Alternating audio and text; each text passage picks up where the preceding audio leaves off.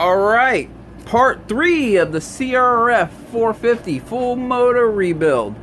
This is going to be pretty much the same steps from 2017 all the way to 2024. I will say that 2017 was kind of the red-headed stepchild because it came with a Kickstarter and you can get the electric start option as well. And that's what this is a 2017, but it's going to be the same steps. Besides the Kickstarter, it's the same motor from 2017 all the way to 2024. So, if you've seen part 1 and 2, you've seen we already done the bottom end. If you haven't seen that yet, check down in the description. There'll be links for that. In this part, we're going to be doing the top end.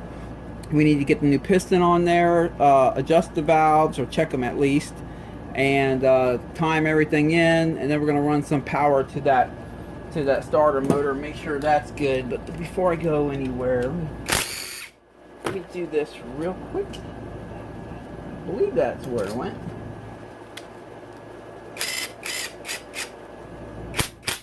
There we go. Tighten that down. Alright. So, let's see. Where should I start? I guess I'll start by getting the piston together. Well, actually, before I go any further, let me dribble a little bit of semi-lube just on the rod bearing here. Let it start working its way in there, the lower rod bearing. I wouldn't do this if I was just rebuilding this bike. And I was throwing it right in the frame and running it, but this motor is going to be sent back to Yasser, and I don't know how long it's going to take him to get it in the bike. So because of that, I will be putting some assembly lube on some of the parts. And if I was just to throw it back in the frame today, I would just use the motor oil that I plan on using in the bike, because motor oil is cleaner. You know, when you use assembly lube, well, now you got that stuff contaminating your motor oil, right? And then you got to change your motor oil pretty quickly to get that junk out of there. But with let me swap this out. But with motor oil, if you're using the same motor oil that you're using the motor, well, then you don't have to worry about that. The advantage of using assembly lube when they're going to sit around is it's tacky. So whatever you put it on, it kind of hangs out right there for quite a while. So if you're planning on rebuilding motors, sticking it on a shelf, well, that's where assembly lube comes in play. Oh, let me set that back down over here. Okay, we got the piston. There we go. Piston rings.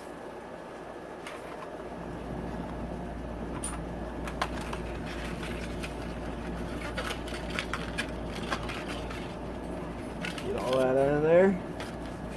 Alright. A brand new, dang it, dropped my razor. Brand new wrist pin. And brand new clips. Yeah. Well, where's that one at? There it is. You better be in there. Alright, got it. Alright, where's that new cylinder? Grab that. Just do a nice little test fit, you know, just to be sure. Brand new cylinder, brand new piston. Yeah, nice and snug. Just a little bit of play down at the bottom of the skirt, and that's all you want. Okay, we'll lube this up in a minute. Let's get this piston together here. Okay, I'm going to start with the oil rings. Start with the oil ring expander. I'll put that on the side of the piston. Really all you want to do is stagger all the end gaps. That's really all you need to do. There we go. So I got the end gap for that on the side. And then for one oil ring, I'll put it on top of the oil expander. One goes on the top, the other one goes on the bottom. I got the gap on this end, so the other one, I'll put the gap on this end.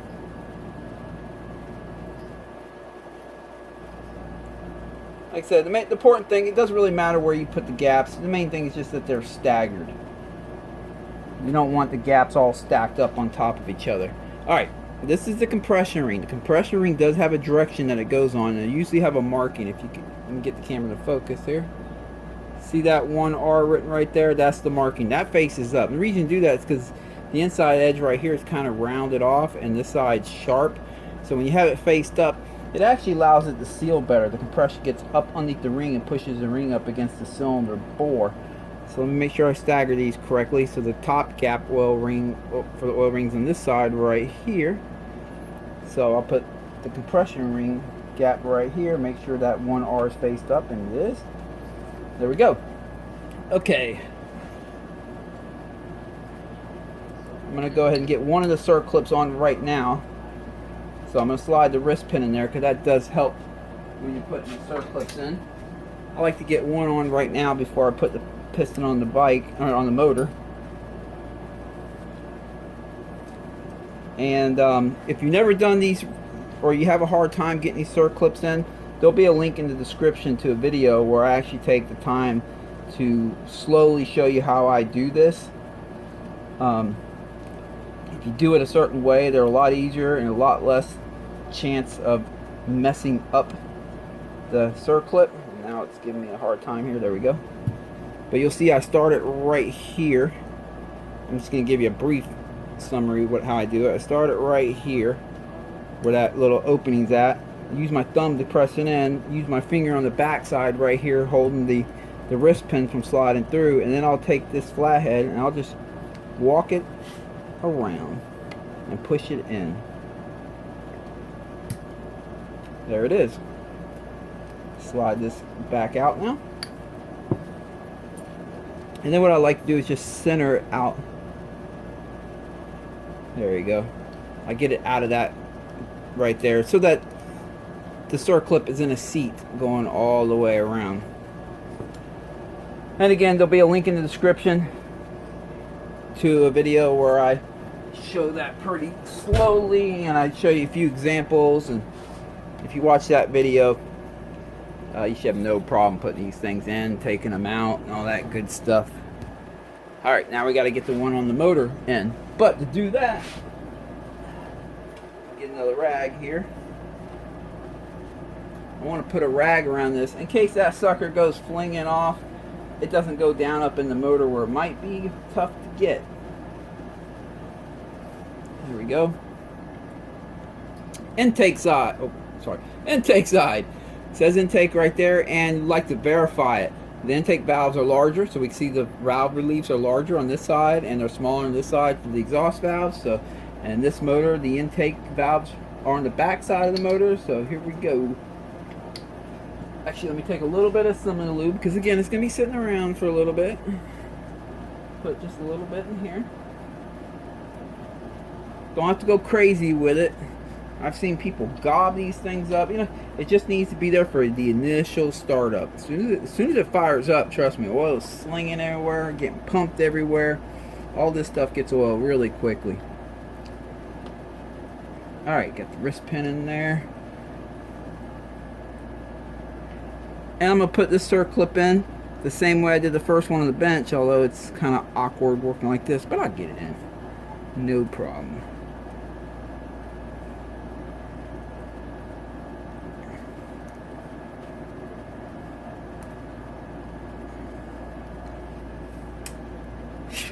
Yep. Let me try like this. You're probably not going to be able to see it because my hands are going to block it.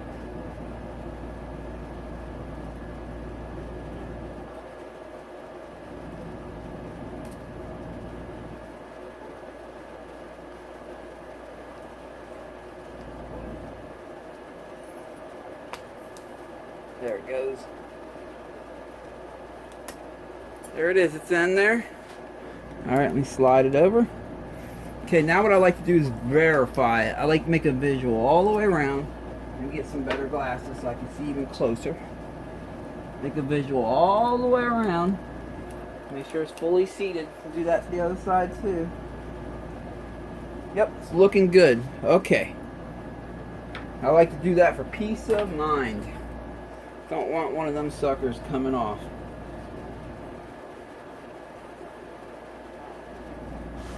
Okay, let me put the dowel pins in here. Make sure your threaded holes where the head bolts go down are nice and clean. Stick something in there and blow them out. Make sure there's no oil in there or anything like that, you know, because you need the bolts to go all the way down to the bottom, no problem. Of course, I've already cleaned these out, so they're good to go, but just thought I'd toss that out there. Alright, brand new gasket. Make sure the matting surface is good and clean. Mating surface, whatever you want to call it. Alright.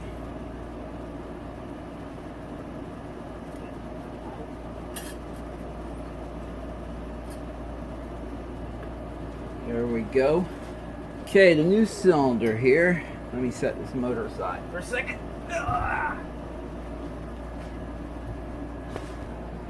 Okay, now I know we've all seen people completely load the piston up with oil or the cylinder up with oil. The issue with that is if you get too much oil in between them oil rings, this thing will smoke for quite a while, for a few hours of run time before it actually clears up. It'll just keep blowing smoke every time you blip the throttle. All you want to do is just get this oily. Don't touch the piston. Don't put any oil on the piston at all. But because this is a new cylinder, if it was used one, I would just throw it in bone dry with a brand new piston, brand new, used cylinder, bone dry. It'll be fine. Don't worry. First startup, it's going to get oil pretty much right away, but at least there's no excess oil in between the rings or anything. However, because this is a new cylinder with fresh honing, I'm going to take my fingers here, dip it in motor oil, and I'm just going to coat the whole thing. All I'm looking to do really is just get oil in between the honing there, and it's nickel plated, so it's, you know, it's porous, so that oil will soak right into the material. And then I'm going to take a rag, because you don't want to have any excess oil. I'm going to take a clean rag and I'm just going to wipe that oil out of there.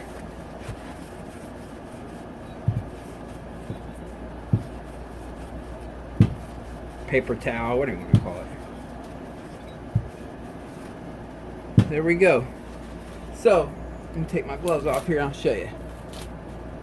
So if you look at it now, you're not going to see any excess oil on it. But if I take my finger and I do this, well, it's oily. So let me dry my finger up. You see my finger is not shiny. Now it's shiny. So it's oily, but there's nothing dripping. There's no excess oil or anything like that. So that's how you want the cylinder, if it's a brand new cylinder like this is. And now we will slide the cylinder onto, just looking at it, make sure everything's clean. Alright, make sure the rings are still staggered properly.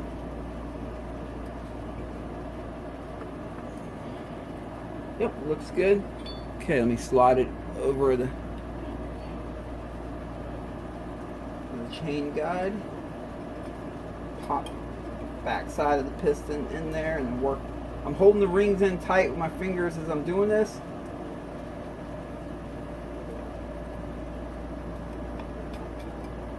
The goal here is not to snag a ring. If it starts to snag one of the oil rings, pull it right back up right away before you damage one. And this is going in just fine. There we go.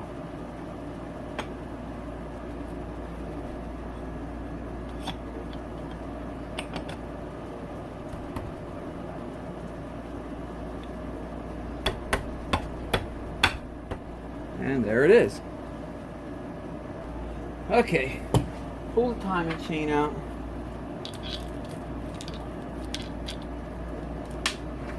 I'm going to take this number 8 Allen right here, stick it in the little hole on the cover, and let me show you. Right there, onto the end of the crank bolt. There's an Allen head on the end of the main crank bolt there. We can spin the motor there. The motor spins the same direction. The crank spins the same direction the back wheel spins when the bike's going forward. So that's which way I'm going to spin it. And I'm holding the chain here so it doesn't get knotted up. You might try lifting the cylinder up a little. There we go. I'm just seeing how it feels. Make sure there's no excess drag or anything. Alright, everything feels good. We can continue on. And before I forget, now's a good time to get the front timing chain tensioner guide in. Make sure it goes all the way in the seat. Look down in there, make sure it's good. Yes, it is. That's real important. Make sure it's all the way in the seat right here. I get a lot of comments in my videos where people didn't have it in there. They bolted the head down. It got pinched and caused a head gasket leak and all kinds of stuff. So just make sure that's all the way down in the seat properly. Move the motor back here now, because now we're going to bring the cylinder head front and center and look that over a little bit. Check the valves, that kind of stuff.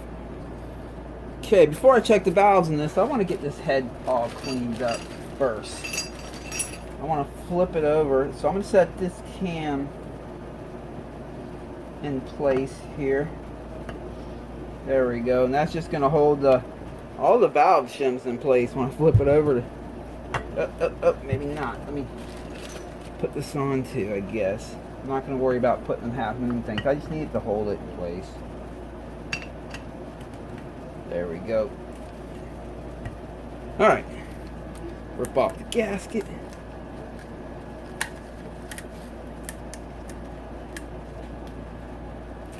Oh, the gasket is stuck. There we go. Throw that right in the bucket.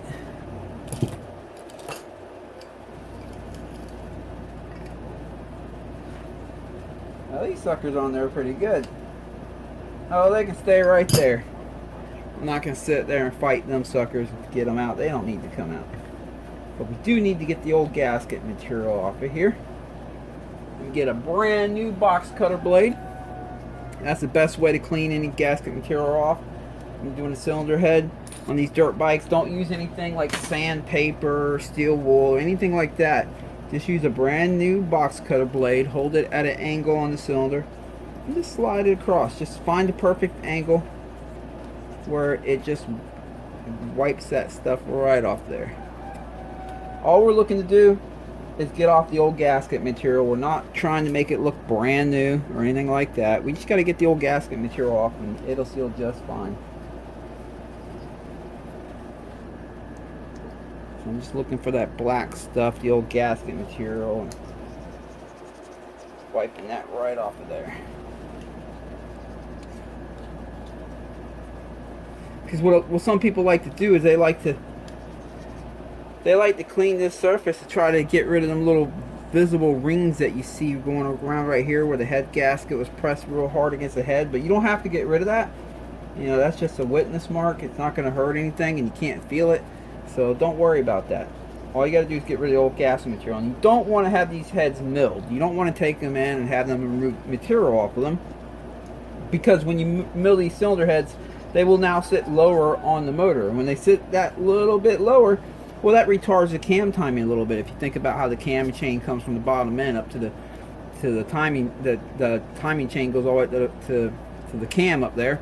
If the head sits a little bit lower, it's going to retard the cam timing just a hair. So you don't want to do that. Okay, got that all cleaned up.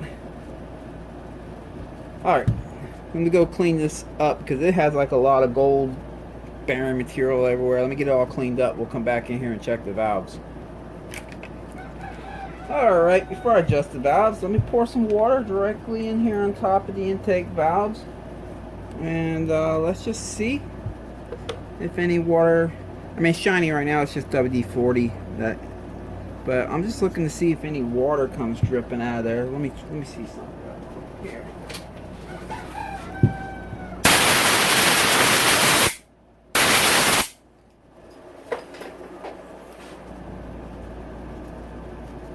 So far we're looking good on the intake valves.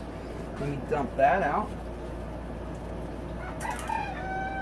And now let's check the exhaust valves. Just pour some water in there. And just give it some time. It's looking good. All right. So now I'll just spray some WD-40 up in these ports and blow that out. That's just to get the water out of there that I put in there. Okay. Set the camshaft in place. Since I'm only adjusting the valves right now, I'm not going to worry about putting these moon shaped things in. I'm just going to put the bearings. You can see little witness marks where the moon shaped thing was. I'm going to line that up and make sure that these rockers right here are brought in the same place in the camshaft, and it looks like they are, so that's good. Alright, let's put the cam cap on. There we go. Now I'm going to look down in the holes here. Let me show you what we have here. If you're trying to do this at home, we have these right here that hold the rockers in place. And if you look, it has like that little cutout right there, right here that my thumb's going in. That's what the bolts go through and hold them in place when you put these bolts in. So you need to make sure, because this rotates, you need to make sure it's faced the correct direction, or the bolt will not go down up in there. There we go. And this has the same thing right here in the front one. Looks like, yeah, it looks like they're in the correct way. So all right, very good there. All right.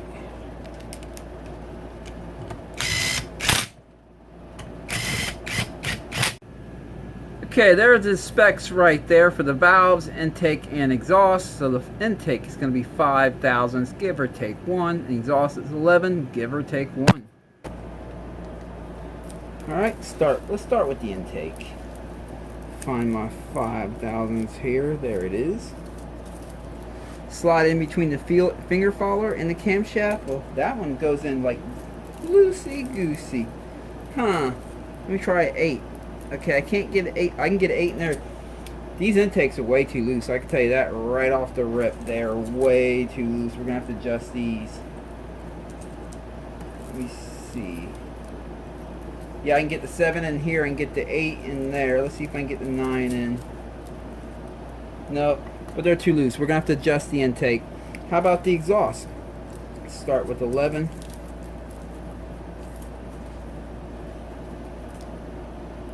You want to make sure the cam is on the base circle and not on the lobe when you adjust this. I can get the 11 in here, no problem. Yeah, they're too loose, both. Let me go all the way up to 13, see if we can get a 13 in there. I can get a 13 in there barely, yeah. I like to have these exhausts a little bit on the tight side if I can. I definitely don't like going over 11. I like to prefer to keep it closer to 10 when I can. But 11's fine. I just don't like going over 11. I know they say basically 11, give or take 1, which means it would be 10, 11, or 12. Don't like going towards 12. Everything's loose here. So everything needs a fatter shim.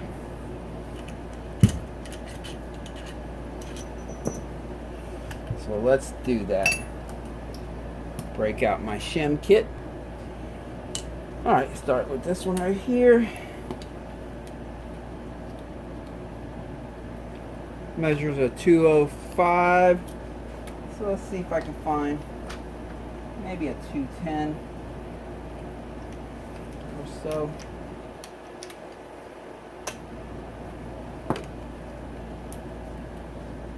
Yeah, we'll start with that. Let's see how that turns out. Alright. And then this one right here.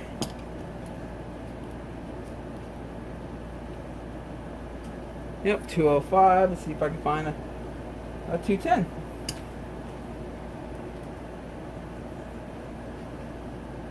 $212, close enough. I'm just trying to narrow them down, that's all. Alright, let's get to the exhaust over here.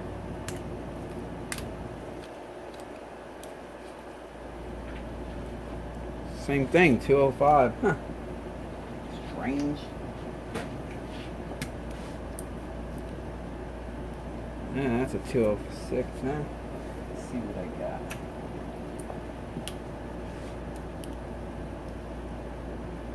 $210.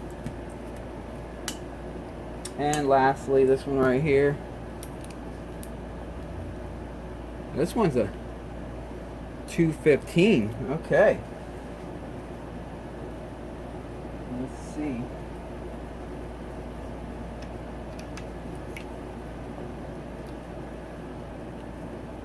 Yeah, no, way too big.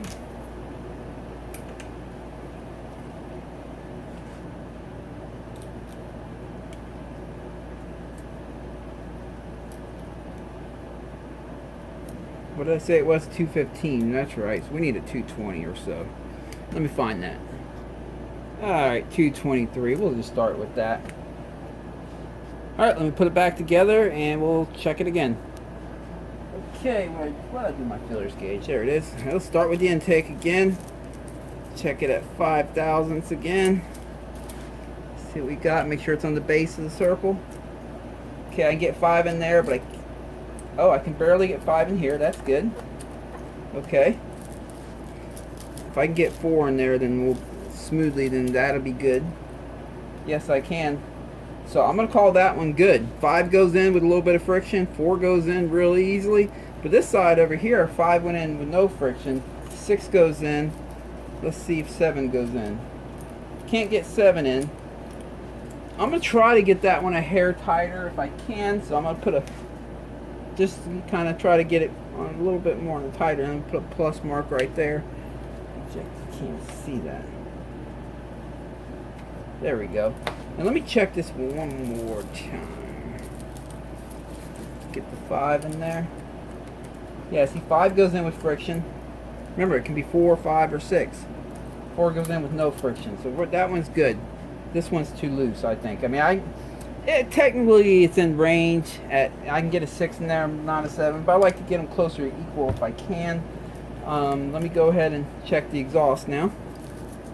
Start with 11 thousandths. I can get 11 thousandths in there with friction, and 11 thousandths with a lot of friction this one, and 10 with very little. So this one's good. Like I said, I like to be closer to 10 on these if I can. So that one's good. But this one right here, I'm gonna see if I can get that one a hair tighter. I mean, it's good too, but let's just see if we can get just a hair tighter. All right, so let me do that real quick, and I'll be right back. Okay, put some bigger shims in.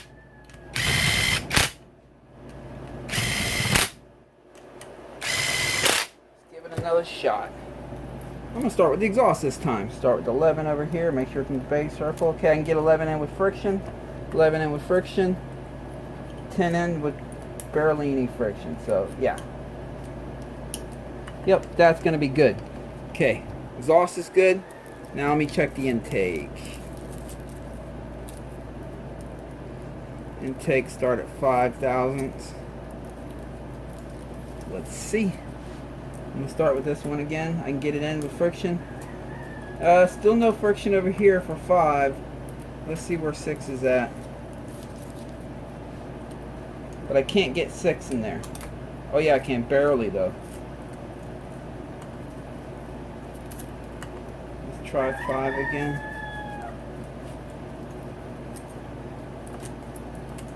Alright, I'm going to go just a hair bit bigger in this one. Be right back.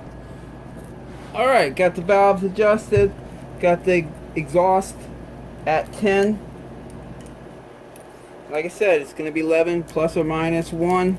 Let's see if we can get 11 in. We can get 11 in there with some friction, 10 with no friction, so that's good. On the intake, 1 came out at about, I can get a 5 in there with some friction, you can see there, and a 4 with no friction. However, this side over here, the 5 goes in with no friction, but the 6 has some friction, as you can see there. I tried to get them dead even, but I couldn't. On this one shim will take it too far one way, the smaller shim takes it too far the other way. Get it as close as you can. I got them close within 1,000, so that's really good. And I got the exhaust both at 10,000, so that's really good. So these valves are adjusted. Let me clean up this mess, and we need to get this cylinder head on the motor. Okay, time to put the head on. Make sure the gasket surface is clean, which is a brand new cylinder, so it is nice and clean. But now normally I would have the dowel pins here holding the head gasket perfectly in place, but they're kind of stuck on the bottom of the cylinder here, cylinder head. All right, let me check that, make sure that surface is nice and clean. Okay, let's set the cylinder head on. Double check one more time my finger here, make sure this is all nice and cleaned up, no lint stuck to it or anything. Okay, the dowel pins are stuck to the head, so we got to make sure we line it up with the gasket when we go to set it down.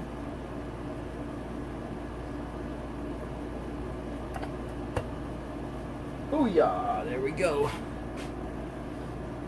Okay, the cylinder head bolts. I put some motor oil on all the washers here. I replaced that one missing washer right there, and some motor oil on the threads. Alright, I like the OCD thing. I like to find the two clean ones. The two clean ones were the ones that were inside the valve cover. I like to put them back inside the valve cover. Might as well keep them clean. And then the ugly, dirty ones that were out here, I put them right back out there. The torque specs are 37 foot-pounds, so I'm first going to seat them in with this real quick. Let's start right here.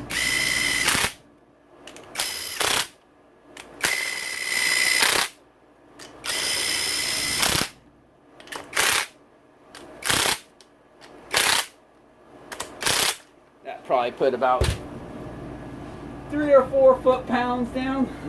It doesn't do much on setting number 1. Alright, we got to do 37 foot-pounds, so I'm going to start at 20. Set it to 20 here. Okay. It's always fun to do this on the bench. So much easier when the motor is on the bike. Now I got to hold the motor while I do it. Alright, I'm going to start with the rear left.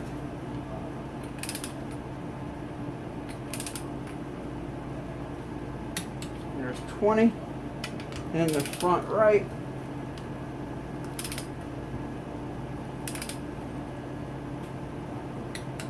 Go. And the front left. Alright. And then the last one here. Alright. Here's where it gets fun. Now I gotta put it to 37. There we go. There's 37 right there. Fun. This thing's hurting my chest here. Let me put something on it here. Alright, start with this one.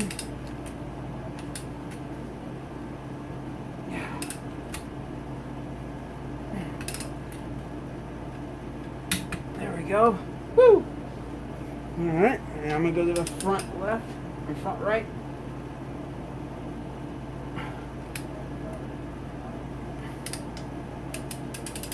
Gotta be easier way.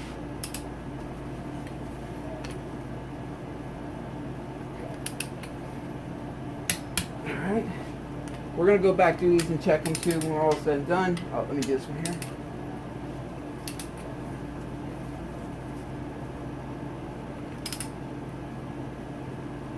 Alright. And the last one.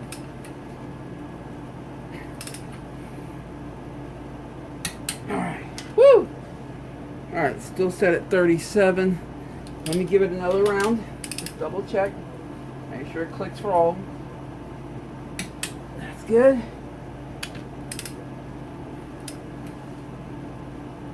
That's good. Good.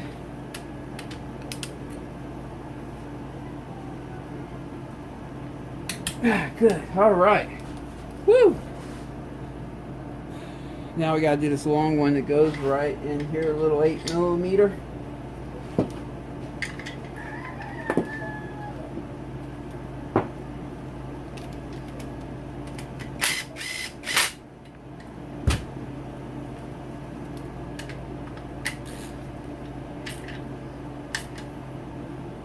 There we go. Alright, let me spin the motor around. Okay, let me grab the timing chain, lift it up out of there. There we go. I'll set that like this so I can always just grab it real quick and easy. Okay, there are marks down here to let you know when you're at top dead center. Let me show you. Alright, the main crank bolt down in here, there's two lines. There's one on the left and one on the right. The one on the left, if you look up there, let me see if I can get you up in there. If you look right up there, is a T right there. And that T stands for top. And the one on the right, there's a F right here. And that F stands for fire. So we're worried about the one on the left that has a T for top. You want to line that up, this little tab right here. So you want to line it up where it's like the left line right here is lined up with that tab, and that would be top dead center.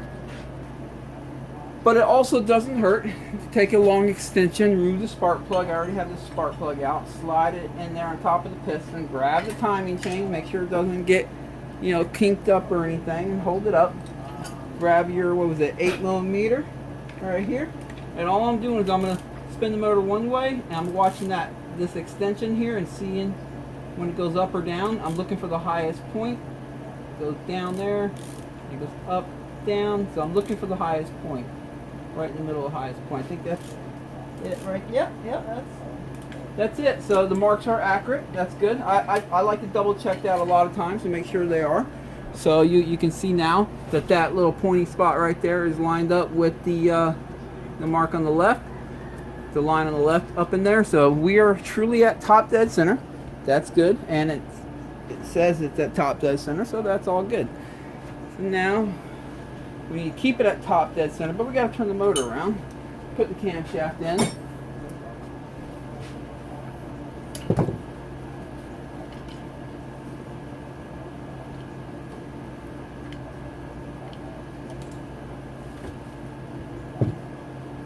There we go. How are we looking on camera here? We're looking good. All right. The camshaft has two marks. There's one right here and one right there. That mark right here and that mark, that little line right there and that little line right there. That is going to need to be even with this surface right here that the cam cap goes on, the mating surface to the cam cap. So while the motor's at top dead center, obviously. And I like to have the lobes faced up. It doesn't really matter. You can put it face down or faced up. It's better faced up because then it's not going to try opening the valves as you push the cam down on top of the... Alright, I'm sticking my finger in here. See what... No, gotta move it. Gotta move it a little bit. What I do when I'm doing when I stick my finger in here, hold down the back of the camshaft, stick your finger in there, and it acts like the timing chain tensioner. See it tighten the chain? And then I can look down here and see where the marks are lined up, and I still need to build one more. That's looking good right there. Let me verify it didn't move over here. Because that can move on you sometimes while you're doing this, so you want to check that consistently. It might have moved just a hair, not much, but let's see.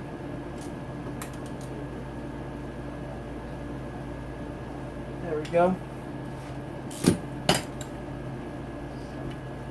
Alright, let's see where we're at again. Yeah, we're looking good. Let me get you in here and show you what I mean.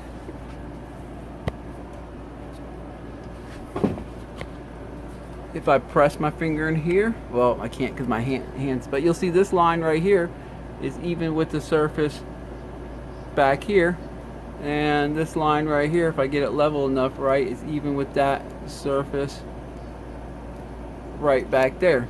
So it's hard to see on camera, but and with my eye over here, I can see it's perfectly lined up.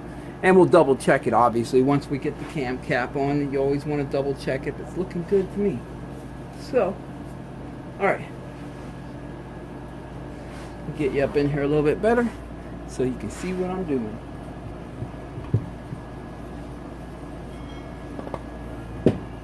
Okay. I think that's good enough. Let's see. Get you a little better here. There we go. Alright, I want to slide these bearings in on the camshaft. All the way in. And I'm going to look for the little witness marks again right there where the little half moon shaped things were at. Now we're going to put them half moon shaped things back on the bearing here. And then we can take the cam cap, set that down. There we go. Now remember, if these bolts don't go in, it's because you probably have that piece I showed you earlier when I was adjusting the valves might not be lined up right, and you're going to have to situate that. And also, the bolt with the thinner bottom end, them go in the rear, and the one without that goes on the front of the motor. There we go. You know what? I like to put a dab of red Loctite on these. Actually, let me pull these out, let me clean them up, and let's get them Loctited. Okay, back to where we are, but now I got some thread locker on them because I don't want these suckers coming loose. That's right, these go there. From the factory, they don't use any thread locker on them, but I have seen them come loose before. Not so much from the factory build, but usually when people do a top end, for whatever reason, I've seen them come loose on people, and it just tears stuff up. And like everything, there are torque specs to this too. Although I will advise you, the Honda torque specs for these cam caps can sometimes be pretty high. I know for like the 02 to 08 Honda, you would strip them out after about 5 times following the torque specs. So I always found those better not to use the torque specs in them, so I wouldn't strip them out on people. But I like to do them by hand and get a feel for it here. This motor's trying to twist on me. There we go. There we go. 'Cause I can feel it by hand. I can tell when I hit that point. And there it is. Okay, timing chain tensioner. We need to reset this, right? So you stick a flathead in and you turn it, you'll see the plunger just start retracting in.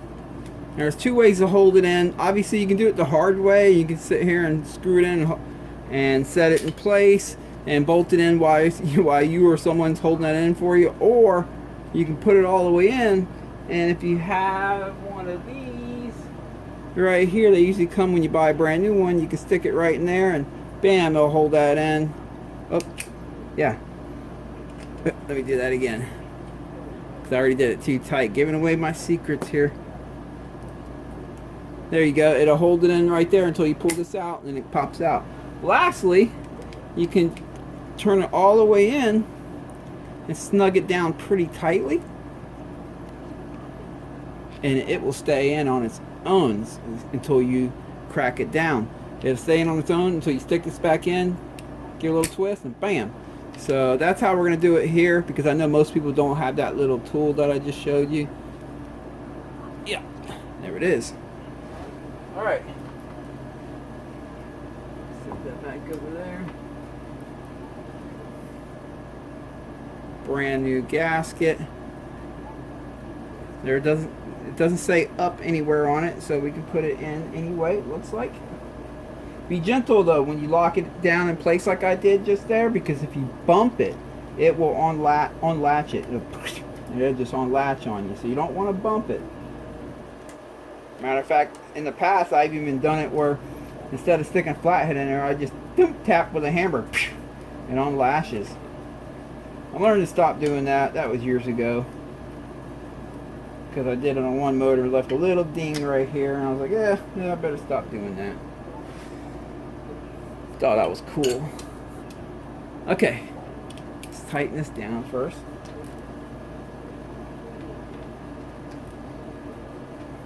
Got that.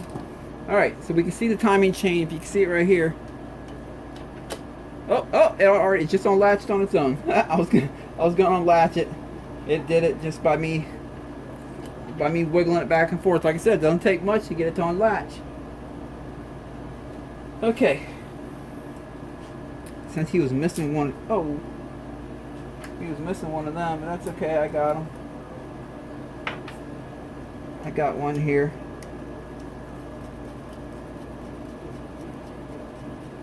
That'll seal that off and keep it from, almost knocked my camera over. Keep that from dripping oil. There we go. We're almost done, guys. We really are. Okay. Let me flip the motor back around. We got to double check the cam timing here. Let's see how the marks are lined up in there. Looks perfectly lined up with the second mark on the left, as you can see there. Yes. Looks good. I don't know how it looked in camera, but it looks good right here with my naked eye. So that's all that matters, but you get the idea. And then over here, same thing. Let me get you up in here.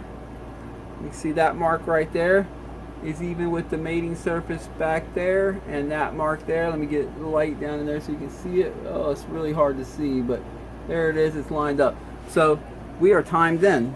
But there's always something you need to do when you, after you think you got it right, and you're like, I'm the man, I got it, I'm gonna just go ahead and hit that starter button and just let it bark off. No, you don't want to do that. You want to spin the motor by hand first, because if you have the valve timing off, for any chance it's off, you can save from bending the valve, damaging your head, damaging your piston, all that, if you turn it by hand first. So you want to take the spark plug out, which the spark plug in this one is out, and just give it 2 full rotations at the crank. Would be 1 full rotation at the cam, since the cam spins half the speed of the crank. You're going to feel it get a little stiff. You see how I want it roll backwards there, because that's it opening some of the valves. Looks like it's the no, that was the exhaust valves it was opening. Now it's the intake valves. It'll get a little stiff, but you'll know if a valve hits a piston. It'll go clank and it will just stop right there. Okay, now let me line it back up the top dead center. Feels like we're good. Line it up right down here by eye. Okay, that's top dead center. And then what I do is I turn the motor back around and I double check that these are lined up. Yes, they are. So we did 2 rotations of the crank, turning the crank the same direction the rear wheel spins when the bikes move forward, and then we check. Timing's good, everything's good, nothing binded, no valves hit the piston or anything like that, so we are good. Now we've gotten this far, let's see if this Kickstarter works.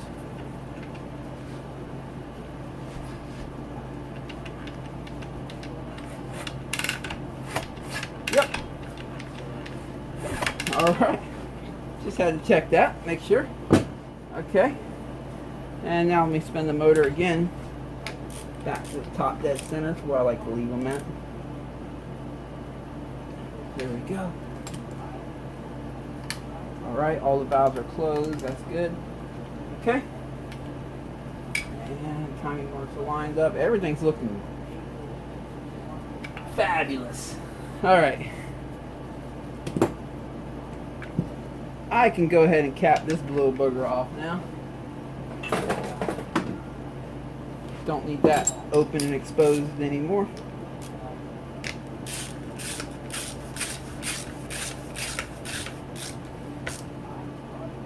There we go.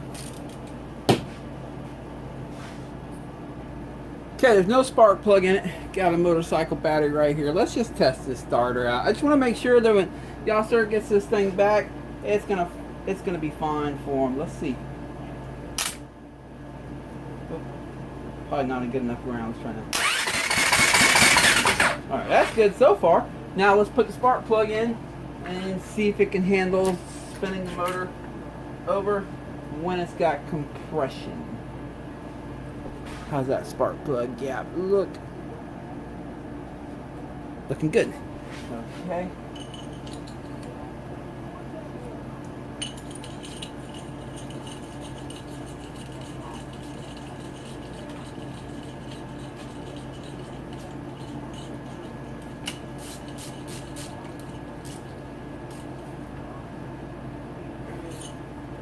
Okay guys, here we go. Let's see if it can do it. Make sure the starter clutch is nice and strong and the starter reduction gear is nice and strong. If this motor spins over, we will be good. Woohoo! Yeah, it spins over, although that wire got hot in my hand. He's gonna be good. He's gonna hit that starter button and it's gonna start. Alright, the valve cover is on and she is done, son. That was fun. Putting the motor back in the box, I can ship it back to Yasser. If you have a motor you would like to be rebuilt, if you can pull it out of the frame and mail it to me, I can save you a lot of money. Obviously, if you live in Florida, you can just drive it to me. But yeah, if you live anywhere else in the United States, you can mail it to me, and I'll take care of you. Well, that's a wrap. On back. This weekend, I'm not sure where I'm going to be riding yet. It might be Clay Gully, might be 74 MX. Not sure, but it's going to be on Saturday if the weather permits.